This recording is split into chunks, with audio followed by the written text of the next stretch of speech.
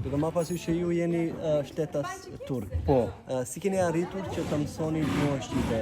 Çfarë ju ka nxitur, çfarë ju ka shtyr, çfarë ju ka motivuar që të mësoni gjuhën shqipe pas kaq shumë? Po, e morë vesh. Unë quhem Ahmet Taşdemir. Unë e kam kryer universitetin në Turqi. Pasi kam kryer universitetin në Turqi, shkova në Shkyp në vitin 1997. Nga viti 1997 deri 2009 unë kam jetuar në Shqipëri, edhe para se të shkoja, para se kam shkuar në Shqipëri, unë nuk dija as po as jo. Të gjitha aty e mësova.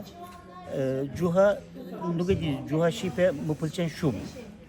Edhe pse jam turk, unë dua të flas gjithë ditën shqip. Më tregoni pak për keni studiuar gjuhën shqipe ju në Shqipëri, sa vite keni qëndruar atje? 12 vjet. Edhe keni studiuar albanologji? Jo.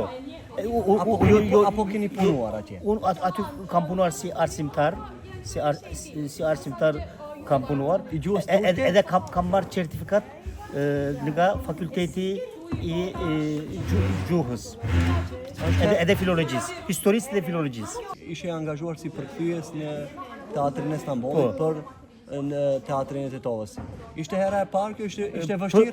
Për mua e kam pas herë e parë, unë më përpara shkova në për panajire si përkthyes, sidomos në panajirin e Izmirit, kurse për shfaqjen teatrale, do të thënë e kam për herë të parë. Mendon që gjuha shqipe ka ndihmuar më shumë që ta kuptosh kulturën shqiptare? Po, ashtu është. Edhe unë kur se çdo gjuhë ka një rregulli. Edhe shqipen ka një rregulli, edhe duke mësuar gjuhën shqipe e mëson edhe kulturën e shqiptarëve.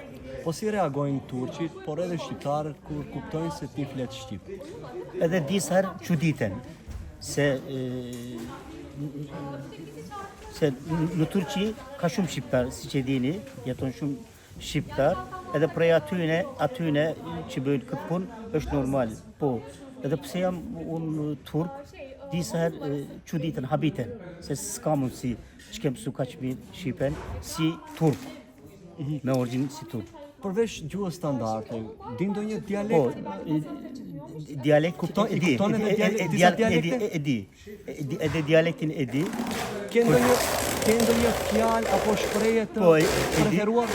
Unë për shembull, ka një fjalë turk, kush vjen pa ftuar e gjen pa shtruar.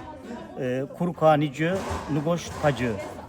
Edhe unë ku mjegull kërkon. Për shembull, këto janë fjalë turka të shqiptarëve që kam mësuar.